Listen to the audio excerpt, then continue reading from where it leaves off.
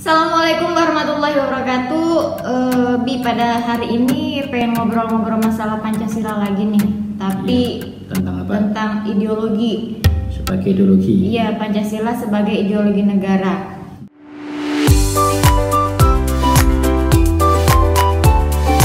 Kalau kita membandingin di seluruh dunia ini, kan ada beberapa macam ideologi ya. Iya. Kita ngobrol dulu nih, apa sih ideologi itu sebenarnya, kayak apa sih?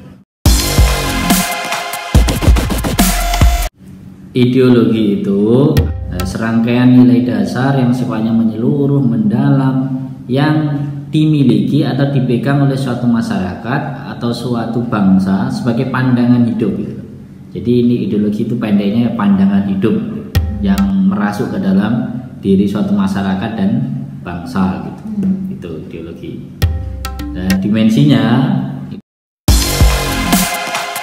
untuk mengukur kualitas sebuah ideologi itu ada 3 dimensi. Yang pertama dimensi realita, kemudian dimensi idealisme, dan yang ketiga adalah dimensi fleksibilitas.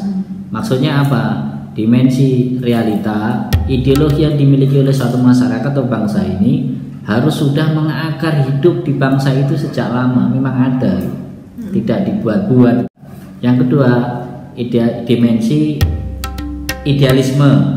Artinya ideologi ini menggambarkan tentang masa depan, tentang harapan masa depan dari masyarakat atau suatu bangsa itu. Dan yang ketiga adalah dimensi fleksibilitas. Adanya ideologi ini jangan mengungkung orang untuk berpikir, berkembang, ya kan? Artinya butuh fleksibilitas dari ideologi ini. Orang bisa berkembang pemikirannya, maju.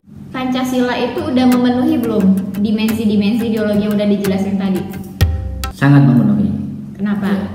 Dimensi realita, misalnya ketuhanan yang Maha Esa.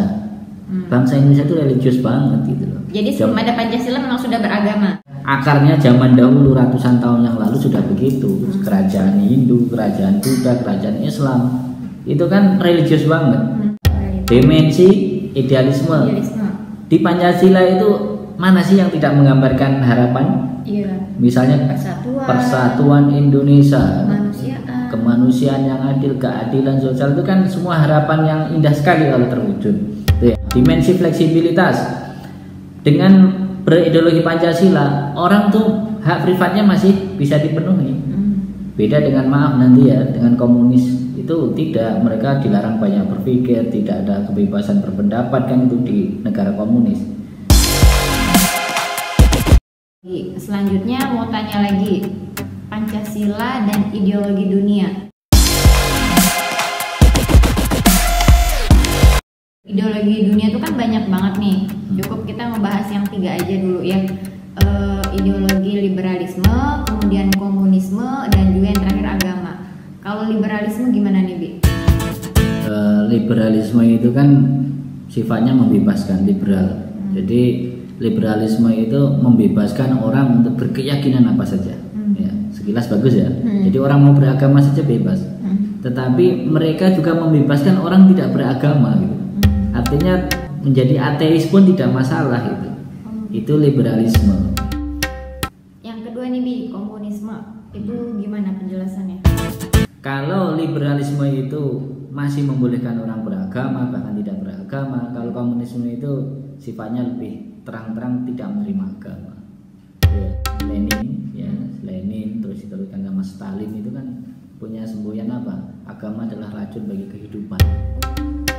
Kalau untuk komunisme di Indonesia sendiri sudah ada pelarangannya belum, ya?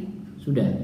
Jadi di TAP MPR 66 ya, itu kan karena ada partai komunis yang melakukan pemberontakan sampai 2 kali, akhirnya partainya dibubarkan, ajarannya dilarang. Oke, selanjutnya yang terakhir nih, Bi, Pancasila dan agama itu seperti apa? Seperti dikatakan pada awal pembentukan dasar negara, Bung Karno mencetuskan Pancasila. Ketika beliau menerangkan tentang sila ketuhanan yang Maha Esa, beliau mengatakan apa? Hatiku akan berpesta pura jikalau saudara-saudara menerima bahwasanya Indonesia berdasarkan kepada ketuhanan yang Maha Esa. Bagaimana kesesuaian antara Pancasila sebagai ideologi bangsa dengan agama? Itu secara resmi itu sudah tertulis bahwasanya yang pertama negara berdasarkan kepada ketuhanan yang Maha Esa. Yang kedua, bangsa Indonesia adalah bangsa yang berketuhanan. Yang ketiga, melarang ateis. Ya, melarang ateisme. Yang keempat, melarang pertentangan antar agama. Yang kelima, melarang pemaksaan agama, gitu ya. Yang terakhir apa? Harus toleran satu sama lain. Jadi dari tiga ideologi tadi, Pancasila sendiri lebih ke agama gitu ya, Bian? Indahnya Pancasila ya, itu mengkomunikasikan tiga-tiganya dalam arti positif. Dari liberalisme diambil apa? Kebebasannya, kebebasan beragama. Kebebasan beragamanya dapat. Dari komunisme apa? Kebersamaan untuk maju, untuk ekonomi bersama, ya kan? Dari agama apa? Berketuhanannya gitu. Pancasilanya pada titik tengah ideologi dunia ini sangat strategis.